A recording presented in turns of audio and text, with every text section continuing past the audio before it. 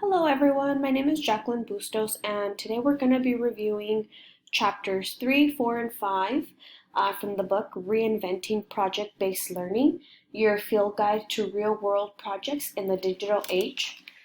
And to start off with, chapter 3, as it states in the book, focuses on establishing the conceptual framework of a project. So basically, it starts off by talking about what big ideas, what core concepts and processes should students know after studying with you, which is a great question to ask. So the book starts off by saying that you should teach what is important to you when looking at published content. What is the big idea? So it is the big idea for curriculum. You should review the curriculum standards for your subjects and identify concepts and processes you want your students to understand and reflect why these concepts are important. Most important, we should make sure that they're real-world concepts. It is easier for students to be able to connect with these concepts and also apply them in the real world. And the book also states that real world concepts get messy and they overlap multiple disciplines. And the book basically states that when they overlap multiple disciplines, that's when you're creating like an actual meaningful project, like content. Moving forward, they discuss for planning for rigor and digital age skills. So moving forward, how will the project help the students develop important skills, attitudes, and habits of the mind through the project? A well-designed project causes students to stretch their intellectual muscles in ways that traditional learning activities may not. And then the book goes on to discuss Bloom's taxonomy of educational objectives, and they state that you should focus on these three, which is to analyze, evaluate, and create. When you ask them to analyze, you're asking them to examine, explain, investigate, characterize, etc. When you're asking them to evaluate, you're asking them to judge, select, decide, justify, verify, improve, etc. And when you ask them to create, it's asking them to adapt, anticipate, combine, compose, invent, etc. And basically, the project can evolve using the above mentioned higher order thinking skills and actions. Moving forward, we're going to talk about learning dispositions, and the book discusses Carol Dweck. She identified two mindsets that influence how students approach learning. The first one is fixed mindset, and it operates from belief that intelligence is inborn and either you have it or you don't.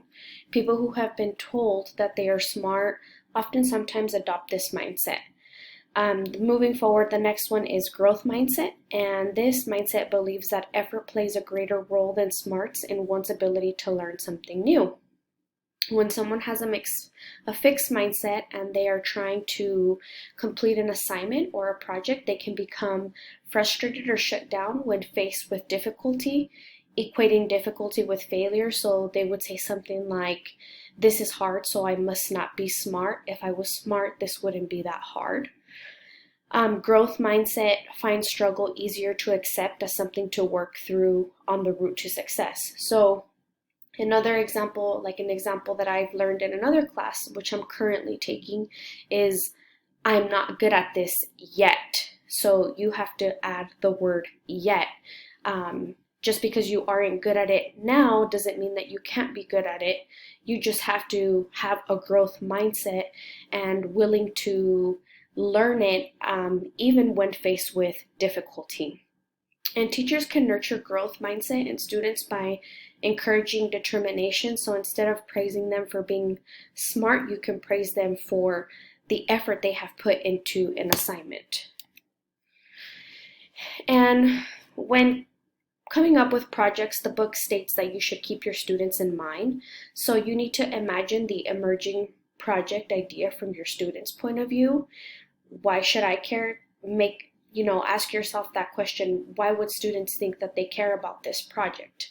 If they care about something, they're more willing to do it, versus if it's something that they don't care about, it's something that they won't necessarily want to do, kind of like the real world experience that we want to give the students.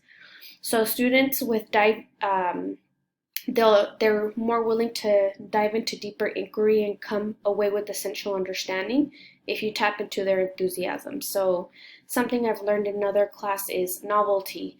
If something is novel, our brain is willing to take in the information and is willing to process it. If it's not novel or fun, our brain basically rejects it or wants nothing to do with it.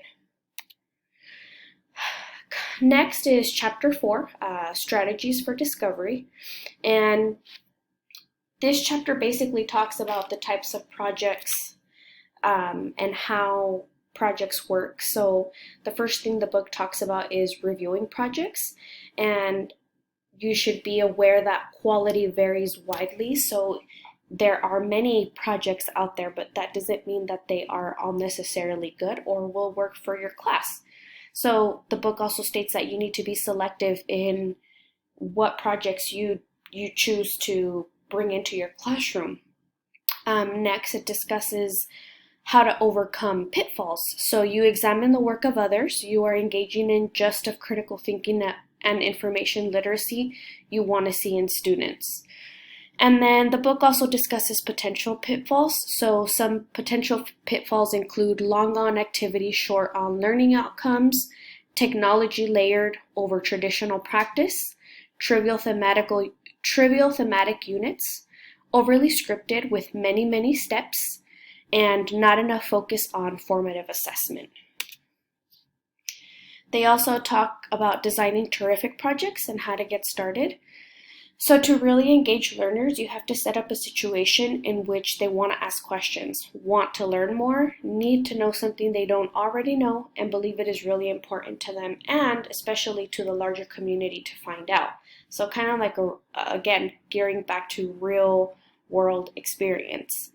A good project will be an extended investigation in which students design the sub-questions and the ways of trying to answer them because they believe in what they're doing. So again, if they feel that it applies to them or their life or their community, I think it becomes more enticing and more novel. The best projects share important features, and the following are some of the qualities that good projects include. So they're loosely designed with the possibility of different learning paths, are generative, causing students to construct meaning, center on a diving question, or are otherwise structured for inquiry, capture student interest through complex and compelling real-life or simulated experiences. They're realistic and therefore cross multiple disciplines, and they reach beyond school to involve others. Lastly, chapter 4 discusses where project ideas come from, and they can come from anywhere, from everywhere. They say that even the most, challenging student can bring up a good project. And one successful project will often lead you to another. Lastly is chapter 5, and chapter 5 discusses on assessments and how to make them meaningful. So first, they start discussing authentic assessments in project-based learning, and they state that powerful teaching and learning is not through national tests. It is through assessments that are developed by local communities with teachers, parents, and community members involved. Students not only meet rigorous academic expectations, but often exceed them with authentic assessments. And engaged and aware teachers assess nonstop from the moment they introduce a project until they move on to the next one. Then they discuss assessment for learning. So at the end of a project-based learning teachers have two main purposes for assessment. The first one is measuring student learning in a summative way, and 2, evaluating the quality of the project so it can be even better next time. Next, they discuss to plan for summative assessment, and basically they state that determining what counts as evidence that learning has occurred. And how will students show that they understand new concepts, finding out whether they have improved skills when it comes to writing, reading, or researching. Project-based learning teachers often grade a culminating product or other expression of their work, such as a mock defense, a consumer manual, or a creative dramatization. So for me, that kind of means implementing universal design for learning and giving students the option of multiple means of expression. Then they discuss planning for formative assessment, and formative assessment enables you to guide the students' efforts towards the learning goals you established and making necessary adjustments to help them achieve quality results. And then they discuss assessment options and tools, and here are some of them. They discuss brainstorming, checklists, concept maps, exit slips, interest inventory, portfolios, project logs, and review protocols. And that is my summary of chapters 3, 4, and 5 for this book. Thank you for watching.